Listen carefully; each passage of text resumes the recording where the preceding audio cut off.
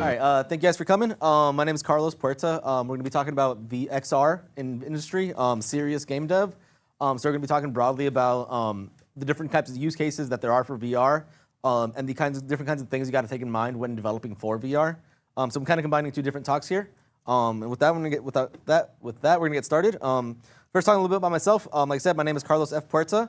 I am an XR simulation designer and programmer. I am a founder of a small studio, Shadows Optional in Houston. I've been doing game and software development for about 10 years or so. I've specialized in multiplayer. I've used just about every multiplayer base that there is in Unity. And in college, my start was in AR and VR simulations for physical and neuroplastic therapy, and those exercises that tie in with that. We're going to talk, so this might be a little bit out of date, but broadly speaking, these are the headsets and or devices that are going to be used for industrial VR. We're going to be talking about Oculus Quests, the Vive, the Index, and the Cosmos. Windows MR, though I believe Windows MR is in a little bit of a downtrend floating state. Then broadly speaking, we're going to have things like the Oculus on the PC, the Vive, and those MR platforms as before. On Mac, as far as I understand, only the Vive is going to work. And even then, your base of games, I know that's not the topic of today, is going to be limited. Then we got PlayStation VR. That's pretty powerful, nothing much to it. And then finally you got mobile phone VR, which is going to be your weakest form of VR. Almost every other form of VR is going to give you 6 DOF, which is going to be both your hands and your head.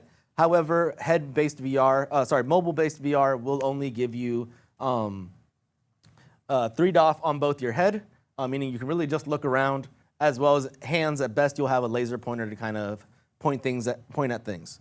So with that, why VR? There needs to be a reason for why you're choosing VR, whether it's a game or a simulation. Some of these things are going to be some of my personal preferences or topics on what you're doing or why you're doing things in VR. Unless you're doing an artistic experience, a clicker game, sim simulations may tie into this. Clicking games such as passive riders in terms of things are not something you particularly want to do for the large-scale market, simply because that's not what's popular out there. People want to be interacted with, people want to be engaged with. But artistic experiences are a little bit different of that. We unfortunately don't have any here today, but at some conventions you will find big artistic installations that will take a physical presence combined with an artistic VR experience to produce something very cool. Wave shooters, this is going to be your space pirate trainers. These are going to be your robo recalls. It's a genre that, yeah, if you can make it, it will kind of sell, but is that the best use of your time and development skills? This is a kind of note, don't port RTS games. This is my personal thought process. RTS games can conceptually be very cool in VR, especially the concept of controlling your army. However, if done improperly, it can kind of come off lazy or very trying to make a buck out of it. That's why your game, if you're going to be in VR, there's a couple games that have been done pretty good. That have done sci-fi and battleships and things of that nature that are kind of more 3D space, taking full advantage of the fact that you are going to be in that space with your army, quote unquote. And then this next bit is going to be my opinion on what's called security camera games. They're going to be third-person games. And I'm going to just show a quick clip from Resident Evil, apparently. All right, there we go. So the original security camera game is going to be, where is the clip I like to use? Perfect. Let me jump ahead. Perfect. We're going to take a moment to kind of talk about this, what we're going to see on screen, and we're going to compare it to a VR game that we also have. Hopefully you guys can actually see this. Otherwise, I got to find a different piece of the map. Oh, I think here will be my best friend. Okay, so why is it a security camera game? Because you as the player have no control over the camera or how it's looking or the angle it's playing at. The game is going to transition itself between scene to scene. And I was wrong. That's a cutscene. Perfect. So the point is you're going to have various points in the map at which the camera is going to be looking at the player.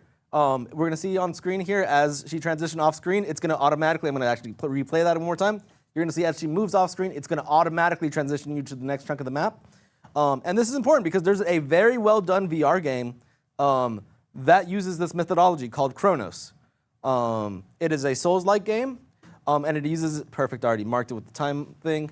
And here we're going to see a quick bit of gameplay, and we're going to see the same kind of concept. As you guys see this camera moving, quote unquote, this is actually the player's head. You are looking at this from a third-person perspective. Though my point of all this is, why was this VR, right? What true benefit did they gain by making this particular game VR? And it's just an important thing to consider when you're making a game or a simulation is is it in this platform? Why is it in this space, right? I say these things, but this game really did well in the market and was pretty well received. But it is a huge risk to make a security game in VR, right? So jumping back. So again, why VR? It's going to give you the ability to approach problems in new, interesting ways. Put your player truly in this environment so that they can experience what it is like to be there, whether it's space, a oil and gas field, or even getting the player moving for exercise, right? So we're going to talk about different types of utility in VR for the industry. So first, my personal background, like I said, is in physical therapy and neuroplastic therapy. For those that don't know, neuroplastic is the way that your brain connects both nerves to movements that you can do in real life. This is in terms of people who may have lost movement due to a stroke or some other kind of traumatic injury. And neuroplastic therapy is a form of physical therapy that works on regaining the movement and control of those parts of your body. This can be applied through VR by creating kind of mini games that take those same exercises that physical therapists will recommend to you and gamifying them. I wish I had better samples of those videos from my time working on those, but those have been lost. This can be games like a sample we did is there's a very simple game that is done for people who have had shoulder surgery, where they're asked to pick up a ball, lift it up over a small wall, and drop it down. In our case, we made a very simple castle defense game, where you as the kind of giant standing over a small castle, pick up boulders and drop it over the castle on these invading forces, kind of forcing the player to consistently grab, lift, and drop over a location. As I said, gamifying the mechanics and physical emotions that you have to do for physical therapy. A important part of that is quantifying what those progress is like. How much further were you able to lift in session 1 versus in session 2? How slow or quick were you? Those are the kinds of things that will matter once you get into these kind of industrial cases, as data will be the most important thing to these industrial people, whether it's for recovery or quantifying how much did they save in terms of training or so on and so forth. So next related topic is going to be psychological therapy. Hope nobody's scared of spiders. VR has been used pretty successfully. There have been studies done for its use in immersion therapy, aka exposing you directly to whatever you're afraid of. And it's done great for both small things like arachnophobia, as well as more traumatic things that, like for people who have PTSD with traumatic events. I'm not going to go into details, but those kinds of things. And I'll actually say that this is a place where phone VR has had a decent amount of success due to its ability to be cheap and easy to access for anybody.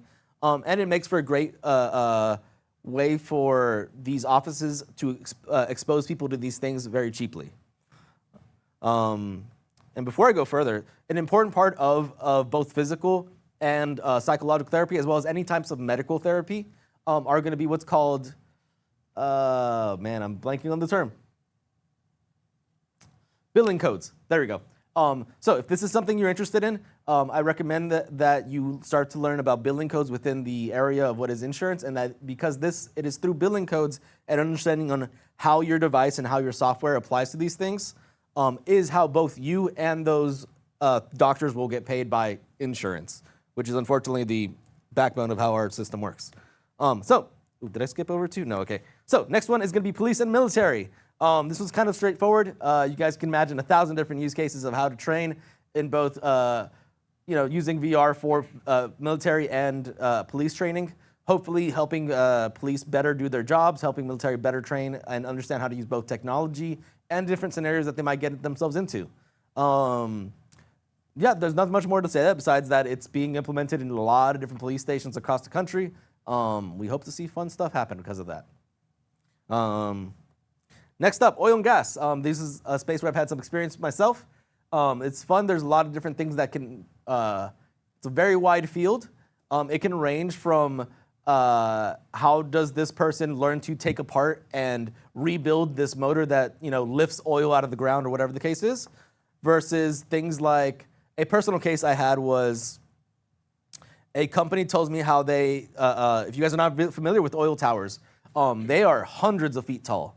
And so this company tells me that they had spent a significant amount of money training a new worker. However, they get him on the field the first day. Turns out this dude's scared of heights. He's 200 feet up in the air, not coming down. That's a day of work gone. That's a day of work lost. That is money spent bringing the fire department out to get this guy down, right?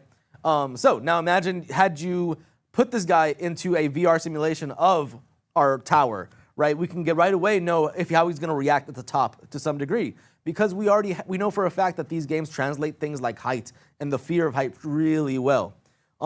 So there's not only the mechanical parts of oil and gas and other machinery, there's the actual experience of getting to places and knowing that they're going to be comfortable in these kinds of places. Because an aspect is you're going to be not only high up in the air, but within tight, cramped places, right? Both claustrophobia and fear of heights are going to be aspects to deal with. Like I said, you don't want to have to spend a bunch of money training somebody to just find out that they're not going to be viable with your company. So, medical. Another half of my original stuff. Doctors have used VR to train some very fun stuff. In fact, the sample you see on screen, I've had a chance to try it myself. This is for a rhinoplast. I don't know. Rhinoplast is nose. I'm not gonna pretend I know the name. Knee surgery. This is for a form of knee surgery that doctors have trained on and learned to manipulate before ever opening up a cadaver, before ever opening up a $7,000, $20,000 fake body, right? They can play with the simulation, and using these tools that provide tactical feedback will resist you in those same presences. Yeah, you got a question? So the VR is the medical VR body, right? You can Correct. simulate the entire human body as if you were cutting into a real human body. Very much so. So there's games out there that are going to be on the more arcadey side. If you've heard of Doctor Simulator, Surgeon Simulator, thank you. Surgeon Simulator has a VR version of it that I don't think it's the most medically accurate, but the important part is that you very much can start to practice opening up and doing things and getting used to seeing that kind of thing. And to tell you that the tactile feedback that can be provided by these machines that tie in peripherals, that's an important word, peripheral tools that tie into the medical tools, and this training will really elevate the training and the kinds of things that come from. For example, within the same thing, as the doctor begins to push the drill in, that little arm on that robot is going to resist him. So he's gonna begin to understand what the amount of pressure he's gonna have to deal with as he begins to do this. And I'll tell you from firsthand experience, it is a visceral experience to kind of do this in VR and feel this thing shaking, right? So that is to say that there's a lot of different use cases for VR, and there's a lot of different ways one can kind of enter this field. And there's a lot of companies doing a lot of cool stuff with it. So this is a personal fun one. Certification and emergency training. There's a fun company out there doing which did CPR training and certification. What they do is they strap you into a headset. You're kind of just left in the open. Someone in the crowd in front of you, in the VR crowd in front of you, is going to have some sort of medical emergency and fall to the ground. In the time you have put on this headset, what this company does is really fun. They actually drag out a CPR dummy while you're getting started. So by the time you like physically get down and start getting ready to push, there's an actual body in front of you, and you're now testing the process of quote unquote saving somebody's life. But furthermore, they've taken language learning models, and this is some of those fun use cases of AI, where the same crowd around you will react to you as you say certain things. For example, one of the most important things you got to do is call an ambulance. Well, typically speaking, I'm busy saving CPR, right? I yell to you, call an ambulance, da-da-da-da. their language learning model and AI has been trained to respond to you saying these commands, and they will actively start to do things. You could tell that citizen number one, call an ambulance. They're going to turn around and actually start calling an ambulance. There's a couple more things that they train you to start telling the crowd, and this AI crowd will begin to respond. So there are very good, strong use cases for AI, VR, and all these things tying together. So now we're going to dive into the second half of this. We got enough time to do so. I'm going to talk about locomotion. I'm going to talk about VR presence and a few other things that kind of make VR VR and the kind of different ways that exist out there based on games and other experiences. So first, VR, the most important part of VR is presence. It's the aspect of being there, right? Just do you feel like you are in this game? And this can be broken up into, make sure I got this right, four different sections of reality. The first is the sense of being. Does the environment seem realistic enough for you to accept that this is where you are? That doesn't necessarily mean it needs to be realistic. It needs to mean coherent, right? Can you accept that this is an entirely pixel Minecraft world? Can you accept that this is totally a dungeon or whatever, right? This sense of body is a fun one because it kind of is going to vary a little bit from game to game.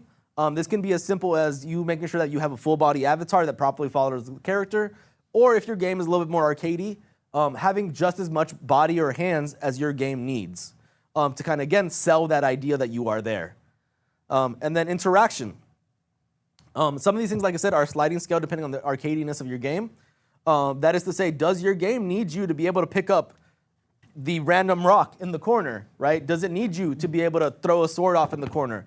Or there's a very fun game, in my opinion, called Until You Fall, a sword fighting game that removes all the actual interactions that you don't need and focuses on what the game is, sword fighting. You grip your hands, the swords appear in your hands. You release your hands, the swords disappear. You're a sword mage, right? So these things are sliding scales depending on what your game or simulation is, right? And not every simulation or game needs the same level of presence that other games will.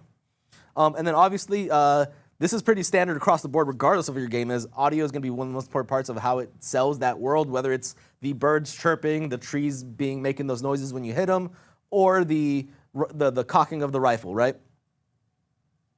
So one of the most important things one of the biggest problems that exist in VR is actually simulation sickness. It's that motion sickness, seasickness that a lot of people will describe getting.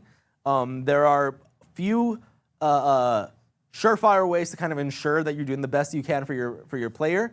One aspect is going to be depending on how your motion is, and the second is watching a few of these things that I got on screen. First, make sure that your application is consistent. The worst thing that can happen to you is you drop from 90 frames to 30 frames to 50 frames, back to 30. Someone's getting sick very quick. So next up would be head tracking. Make sure that your head's consistently tracked in your game. I make a point of that, as silly as that sounds, because some games can do things where you throw or use your head in different ways. I myself have accidentally made the mistake of putting my head on my hands and have completely lost how anything works. You get sick within seconds. The next one is, again, depending on your game, acceleration. It's a very difficult thing to kind of measure and feel consistent. The rate at which you accelerate your player needs to be smooth. It cannot be jittery. It cannot be jumpy, because those jumps in motion will fight against your player's inner ear, because that is what maintains our inner balance, the liquids inside our head. If you jump acceleration randomly, it will cause that player to instantly feel sick. So next up, like I said, I'm going to talk a little bit about different types of locomotion and how they relate to what I've been talking about. So first up, we got what is going to be the most familiar to everybody. Is going to be locomotion via acceleration and linear speed. These are going to be familiar to most players. These are going to be just your joystick-based movement. It keeps immersion fairly well, but it is prone to VR sickness because, like I said, acceleration is one of the worst things you can cause to your player. Next up is teleporting. It has a very strong positive and a very bad negative. What the negative could be depends on your game. So first is instant teleportation. You should very rarely feel sickness from that, but it does break immersion in most games. Now, granted, if you're a wizard or your game ties into the fact that you can teleport, it's pretty strong. It's a very powerful tool to kind of play with. So this is a fun alternate middle ground of both of those that I really like to share. If I can remember the name of this game, something the sun, I'll have to look it up later. More importantly, so you guys notice this character running off screen. That is your avatar. This game does a thing where you have a full body avatar and you can choose to do standard joystick acceleration movement or this pseudo teleportation. The reason why it does the pseudo teleportation is because this is actually a multiplayer shooter game. And if they were to allow the players to teleport around, they come across a problem of, okay, this guy's literally like teleporting, dodging bullets. So they came up with a very cool, it's a co-op game, so it's not necessarily like about you fighting other players, but regardless, they came up with a cool middle ground where you send your avatar out and forward in front of you, and wherever your avatar stops is where you now appear. And in that same time, your avatar can still get shot and all those good things, right? You are obviously losing a little bit of self-control in terms of like being able to duck, dodge, dive, and all those other dodging things. But you get back teleportation and you don't have to worry about sickness. So it's a very interesting middle ground that I haven't seen it done again in any other game. These are two very fun ones, in my opinion. Literally swinging your arms. The bottom left one is a game called Sprint Vector. You run your arms like crazy, like you're sprinting to run, and that's it. On the right, we have a gladiator game that I really like, where you will grab the air in front of you and drag yourself around. I like to call it like almost a Spider-Man-like movement, but it is like literally anchor yourself around and you can drag yourself in space. It's a very fun player-controlled method of movement, and I don't think I've seen anybody get really sick from that. But it's also not the best because it's very tiring for sure. This is a very important concept that Alchemy Labs. There we go. Alchemy Labs came up with called tomato presence. So you'll note that this guy when he grabs this object, his hand disappears. So again, depending on what your game is, the level of how your interaction needs to be, as I mentioned before, doesn't need to be the topmost fidelity, physically real type of grabbing. As you can see here, it sells the idea of you grabbing that phone pretty easily, right? And I'm going to show a couple examples real quick. I guess not on that one. Let's see if this. Nope. Okay. Unfortunately, I cannot show either of those. I had GIFs ready apparently. But Boneworks and Half-Life Alyx are the complete opposite, where they have hyper fidelity in both any type of interaction they have. But it is what their games are about, right? Their games are about being that real, being that much effort into it. Versus because Job Simulator is an arcadey kind of just feel like you're there kind of game, they are doing just what they need to do. And tomato presence is a very important term that these guys came up with, and it's great to think about when you're working in VR. I'm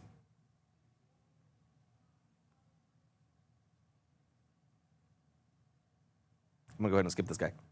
All right, next up, UI. UI is arguably one of the greatest things, going to be one of the most important parts, is how do you traverse kind of those menus and other things you got going on. How can you make them diegetic? How can you make them part of the world? Or are they going to kind of, again, break immersion? It's going to, again, depend a little bit from your game to game. So I wish I remembered the name of this game, Windlands, I think. They do one of my favorite things I've seen is literally pop up a full-scale 3D grid of the world around you and let you kind of just see where everything is. You can see a heat map here of all the places I had explored on this world, as well as little markers and whatnots, and I'm physically touching the map. Go for it. So the green, right? Like the concentration of green is where you've been, right? Or islands or something. I don't remember this game super well, but yeah. So again, another example of UI menus is this game. As you can kind of see my hands, you are a robot. So they've done a great job tying the UI into the sci-fi elements of the game itself. And you can see how these things kind of help. These are necessary aspects of the game, and they are thought about in an interesting way that kind of keeps that immersion together. So next up, audio is very important. I'm not going to spend too much time on it because I'm not an audio expert. But it is going to be often overlooked, and incredibly important way of creating immersion, whether it's the birds chirping, the wood chopping, or anything of other, especially since it's VR, binaural audio is going to be the most important part of that aspect and making sure that it is truly 3D experience of sound. And that's really about it there. This is going to be, let's hope this works. I'm going to see. Perfect. Okay, so, oh, nice. I'm going to come back to that in a second. All right, so HUDs. Your typical HUD is going to be your Halo Master Chief. I have my shield bar, my health bar on screen. Typically speaking, you don't want to attach those to your face. You can, but it is distracting in VR. There's a lot of the typical alternative method a lot of people do will be some sort of health bar on the side of your wrist, back of the hand, something that's easy to access, easy to look at. And I'm going to show what I thought was a very cool example I saw a few years ago about creating UI within the world. These guys use something very manga inspired, so we're going to get a quick clip of that. Oh, come on. There we go.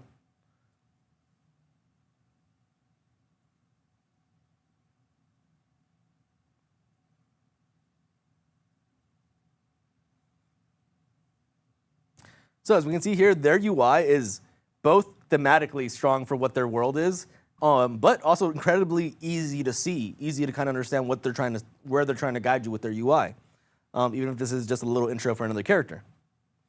And let's see what we got over here. So a resource, if you guys are anybody's interested, a resource on best practices and development concepts in VR. Feel free to ask me for this later. I got this. Yeah. And then finally, you guys can contact me at carlos@shadowsoptional.